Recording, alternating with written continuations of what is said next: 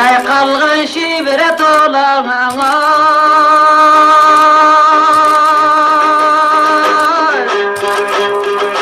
Kürküre bakkan kaşka su Altın bir atonuna bulağı Gülcegen tördüğün ottoğu Gülcandın gına kosu Yulağı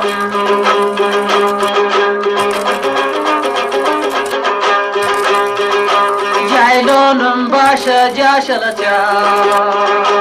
Yekege beldire başarı kabar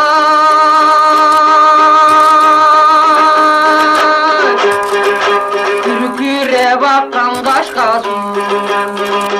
Güç alganda tolkunda Askadan aska kıdırıp Aralap kanın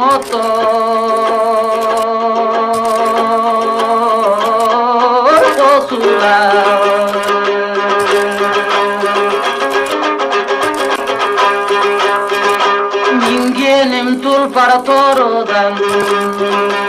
Kigenim cibige sonundan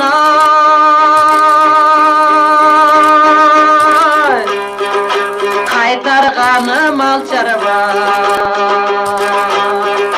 Talastın gına bir